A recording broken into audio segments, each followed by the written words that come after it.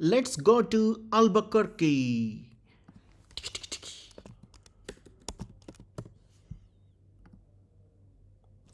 ఈ ఆల్బకర్కి నార్త్ అమెరికాలో ఉంటుందన్నమాట. ఇక్కడ New Mexico state. So Albuquerque this the place where we are going to. ఇక్కడ Sandia Heights, Sandia Heights maybe this one Sandia crust. So మనం ఛానల్లో ఉండే ఈ పర్టికులర్ సిరీస్ పేరు శాండియా పీక్ నుంచి సౌత్ మోస్ట్ పాయింట్ వరకు కదా. సో ఇది రాకీలో ఉండే ఒక ప్లేస్. ఇది ఈ పర్టికులర్ ఆల్బకర్కి ఈ శాండియా క్రస్ట్కి పక్కనే ఉంటుంది. సో మనం ఈ 2-3 సార్లు ఈ పర్వతాల మీదకి వెళ్ళడం జరుగుతుంది. అక్కడ జిప్ లైన్స్ ఉంటాయి, అవి వెళ్తాము. అదంతా బాగుంటుంది అనమాట. ఇదంతా రాకీసే అనమాట. సో ఆల్బకర్కి ఈజ్ ఒక స్మాల్ టౌన్. నేనేమనుకున్నాను ఫస్ట్ వెళ్ళేటప్పుడు, అబ్బాయి ఏముంది చిన్నది అనుకున్నా కానీ, but it's a considerably big one. It's పోతుంటే ఈ రియో గ్రాండే అనే రివర్ ఇక్కడ దీనిలోంచి వెళ్తాం కదా.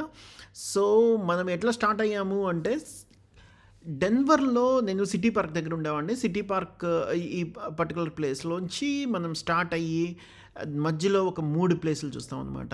ఈ 3 ప్లేసులు ఏందయ్యా అంటే, హనుమాన్ టెంపుల్ ఒకటి వచ్చేసి, ఇది తావోస్లో నీమ్ కరోలి బాబా అనే ఆయన స్థాపించారనమాట. మనం ఈ డీటెయిల్స్ చూస్తాము ఈ హనుమాన్ టెంపుల్ గురించి ఇంకొంచెం ఎక్కువగా.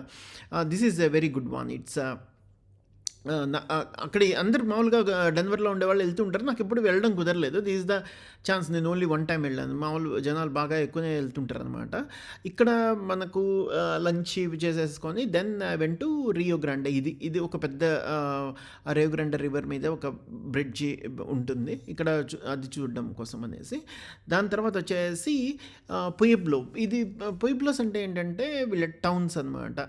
సో వీళ్ళ అంటే నాగరికత ఎలా ఉంటుంది, ఈ నేటివ్ ఇండియన్స్, ఈ న్యూ మెక్సికోలో మనం ఎక్కువ నేటివ్ ఇండియన్స్ వాళ్ళ గురించి మాట్లాడుకుంటాము. వీళ్ళ నాగరికత ఎలా ఉంటుంది అనేది ఒక టౌన్ అనమాట. సో దీంట్లోకి మనము వెళ్ళొచ్చు, వాళ్ళ ఇళ్లలోకి వెళ్ళొచ్చు, చూడొచ్చు అనమాట. అక్కడ ఇంకా జనాలు నివసిస్తున్నారు ఈ పర్టికులర్ దాంట్లో. బాగుంటుంది. అండ్ దెన్ అది చూసుకొని నేను ఈవినింగ్కి అట్లా ఆల్బకర్కీకి చేరిపోయాను. ఆల్బకర్కీలో I was there for 7 days అనమాట. It was very nice. So మనం ఈ శాంతాఫే నుంచి త్రూ అవుతాము. ఈ Santa Fe is the town for ఆర్ట్కి వాటికి చాలా ఫేమస్ అనమాట ఇక్కడ న్యూ మెక్సికోలో.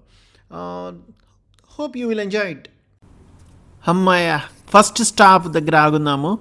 ఇక్కడ మనం డెన్వర్లో స్టార్ట్ అయిన తర్వాత కాఫీ బ్రేక్ అనేసి ఇక్కడ ఈ ఒక పర్టికులర్, ఇది చాలా బాగా తమాషగా అనిపిస్తుంది అనమాట నాకు ఈ కేఫే. సో నేను మామూలుగా ఏంటంటే ఈ ట్రావెల్లో అంతా కూడాను ఒక లోకల్ కేఫే అవి ఎంచుకుంటుంటాను. ఇక్కడ చూడండి ఫ్లోరింగ్ తమాషగా ఉంది అసలు.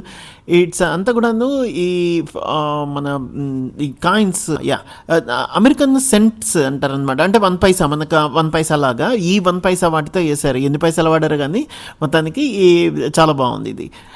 దాని మీద అక్రాలిక్ అది వేసినట్టున్నారు, చాలా బాగుంది.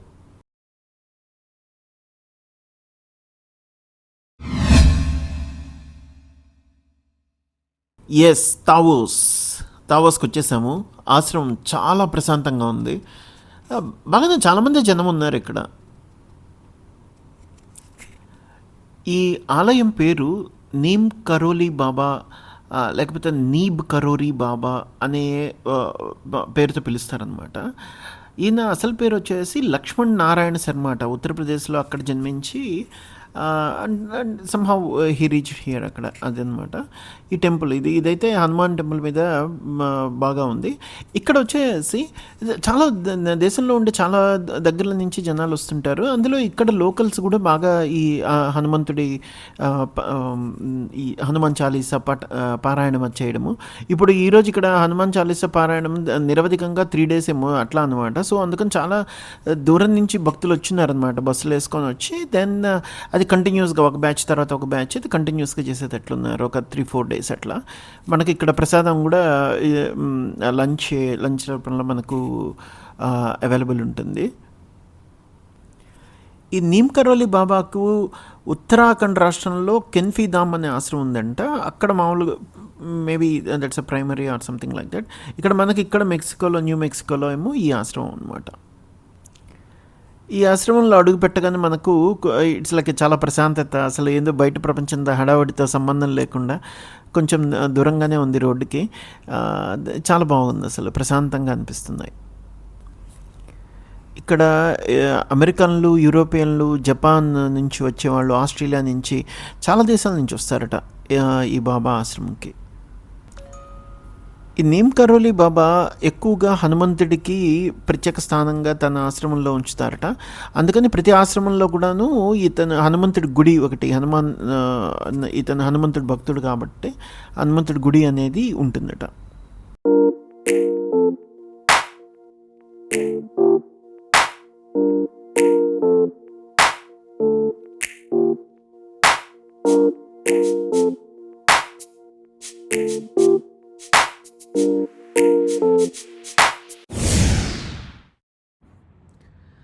మనం ఖచ్చితంగా ఈ రియో గ్రాండే రివర్ గురించి చెప్పుకోవాలి.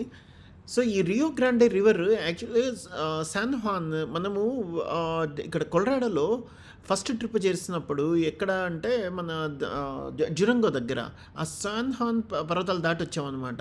సో అక్కడ పుడుతుందంట రియో గ్రాండే రివర్. అక్కడ పుట్టి అక్కడి నుంచి నిదానంగా ఇట్లా వస్తూ న్యూ మెక్సికో నుంచి ఇట్లా కిందకు వచ్చేసి తర్వాత ఇక్కడ కలుస్తుంది అనమాట మహాసముద్రాల్లోకి.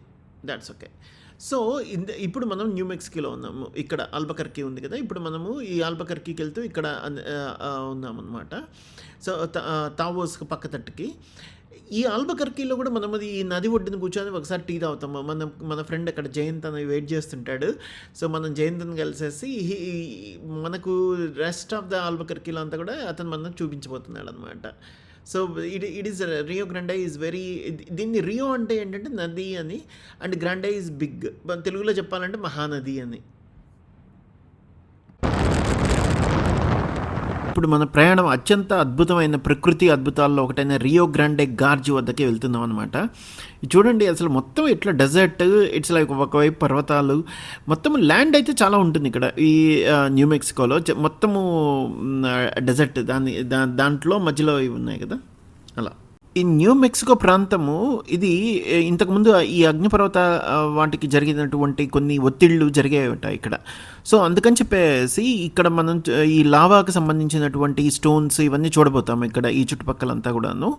ఈ ప్రాంతం కూడా ఎలా ఏర్పడింది అనేది కథ కూడా బాగుంటుంది, నేను చెప్తాను అది. సో మనం అసలు ఆ బ్రిడ్జి కనిపిస్తుంది కదా, చూద్దాం, దాని దగ్గరగా పోయేసి చూద్దాం ఆ బ్రిడ్జి ఎలా ఉంది అనేది. బాగుంది కదా బ్రిడ్జి, అటు నుంచి ఇటుకి ఒక మంచి వంతెనలాగా బలగట్టాడు. ఈ బ్రిడ్జ్ అనేది రియో గ్రాండే గార్జ్ బ్రిడ్జ్ అంటారు కదా. సో ఇది 1965లో కట్టారంట. ఆ టైం అప్పుడు ఇది మొత్తము అమెరికాలోకెల్లా ఎత్తైనటువంటి వంతెన అన్నమాట. చూడండి అసలు పైనుంచి చూస్తుంటే ఇది మొత్తము 650 అడుగుల ఎత్తులో ఉంటుందట. ఇది ఈ రెండు అంటే ఈ కథ ఏంటి అంటే ఎట్లా ఏర్పడింది అంటే ఈ అగ్ని పర్వతంకి సంబంధించినటువంటి యాక్టివిటీస్ జరిగేవని చెప్పాం కదా, దానివల్ల భూమి ఇట్లా విడిపోయిందంట. విడిపోయి ఇది కొన్ని కోట్ల సంవత్సరాల క్రితం, అంటే ఒక 2-3 కోట్ల సంవత్సరాల క్రితం. ఆ తర్వాత ఏమైంది, ఈ నది ప్రవహించడం వలన ఈ నది కొన్ని లక్షల సంవత్సరాలు ప్రవహించి ఇట్లా చాలా షార్ప్గా చాలా బాగా వచ్చింది కదా, చాలా ఎంత లోతుగా ఎట్లా ఏర్పడిందో చూడండి. సో దాని మీద వీళ్ళు ఈ బ్రిడ్జి నిర్మించడం, అది కూడా ఇది మొత్తము ఒక పర్యాటక ప్రాంతంగా ఉంది. కిందకి చూస్తే చూడండి, అదే ఏదో సన్నగా నది చాలా సన్నగా పాయలాగా కనిపిస్తుంది, ఒక చిన్న ప్రవాహం లాగా. మనం ఈ బ్రిడ్జిని క్రాస్ చేసి అటువైపుకి వెళ్ళి అటువైపు నుంచి చూద్దాం పదండి.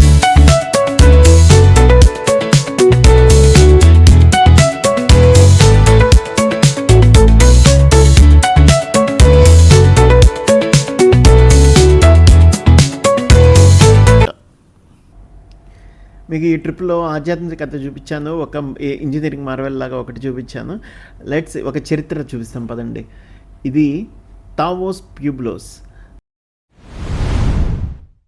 ఈ మన అమెరికాలోనే అత్యంత చారిత్రాత్మకమైనటువంటి ఒక ప్రదేశం అన్నమాట. దీన్ని తావోస్ ప్యూబ్లోస్ అంటారు. ఇది మనం మొదటి చూడంగానే ఎందుకు ఇదే మట్టితో ఇట్లా కట్టున్నారు, ఏదో ఇళ్ళ జస్ట్ కట్టున్నారు అని అనిపిస్తుంది, అంటే ఒక చిన్న ఇళ్ళ సముదాయమో ఏముంది దాంట్లో అని. కానీ నిజానికి చూస్తే ఏంటంటే ఇది ఒక గ్రామం కాదు, ఇది ఒక దాదాపు 1000 సంవత్సరాలుగా నిరంతరంగా ప్రజలు ఇక్కడ నివసిస్తున్నారు అనమాట. ఒక సంస్కృతి, ఇదంతా కూడా అత్యంత పురాతన నివాస ప్రాంతాల్లో ఇది ఒకటంట ఇది. సో దీన్ని మనకు 1992లో యునెస్కో వాళ్ళు దీన్ని హెరిటేజ్ సైట్‌గా పెట్టారనమాట. అప్పటి నుంచి ఇప్పుడు ఇక్కడుండే ఈ ప్యూబ్‌లో ఉన్నారు కదా! ఇలాంటి వీళ్ళు ఇక్కడ టికెటింగ్ ఇవన్నీ పెట్టేశారు దీనికి. సో, దీని మీద బతుకుతుంటారనమాట. ప్లస్ వీళ్ళిక్కడ నివసిస్తుంటారు ఈ ప్యూబుల్లోని. ఇక్కడ ఇళ్ళన్నీ కూడాని అడోబీ అనే ప్రత్యేక నిర్మాణ విధానంలో కడతారంట. అంటే ఏం లేదు, మట్టి, ఇసుక, నీరు, గడ్డి ఇవన్నీ కలిపి పెద్ద ఇటుకల్లా తయారు చేసేసి ఎండలో ఆరబెట్టేసి దాన్ని చేస్తారనమాట. అంటే యాక్చువల్‌గా మనకు ఇండియాలో అది జరిగేది. అంటే గడ్డి మనం వాడంగానే మట్టి, ఇసుక, నీరు ఇవి కలిపి చేసేది. సో, ఈ నిర్మాణ శైలిని అడోబీ స్టైల్ అంటారట. ప్యూబ్లో అంటే ఏం లేదు. ఇట్ జస్ట్ అది స్పానిష్‌లో ఏంటి అంటే గ్రామం అని అర్థం అనమాట. అంతే. సో, ఈ ప్యూబ్లోస్‌లో మనం అంటాం కదా గ్రామీణ జీవితము అనేసి, అట్లాగా ప్యూబ్లోస్ లివింగ్ అది. వీళ్ళ లివింగ్ ఎలా ఉంది అనేది. ఆ ఇల్లు గాని మనం చూసామంటే ఒక సింగిల్ స్టైర్, ఒక 3 స్టైర్స్ ఉండేసరికి దానికి మళ్ళీ అదొక పేరు పెట్టున్నారు. ఇక్కడ వాళ్ళకి సంబంధించిన షాప్స్ అవన్నీ కొన్ని మనకు వాళ్ళు తాగే డ్రింక్స్ లాగా ఇవ్వడము అది కూడా బాగుంది తమాషగా. చరిత్ర ఏం చెప్తుందంటే ఈ ప్యూబ్లోస్ వచ్చేసి 1000 నుంచి క్రీస్తు శకము 1450 ఈ మధ్యకాలంలో ఏర్పడి ఉండొచ్చు అనేసి. సో, ఎన్నో మార్పులు ప్రపంచంలో జరిగినప్పటికి కూడాను వీళ్ళ చరిత్రని, సంప్రదాయాలని అట్లా కాపాడుకుంటూ వస్తున్నారు. ఇక్కడే ఉంటారు. ఇలాంటి తెగలు చాలా ఉంటాయన్నమాట. నేను ఇక్కడ మన నార్త్ డకోటా అక్కడికి వెళ్ళినప్పుడు అక్కడ చూశాను. సో, ఇలాంటి తెగలు చాలా ఉంటాయి. అయితే వాళ్ళని అట్లా అమెరికన్ ప్రభుత్వము వాళ్ళకి కావాల్సిన హక్కులు అవన్నీ ఇచ్చి కాపాడుకుంటూ వస్తుంది.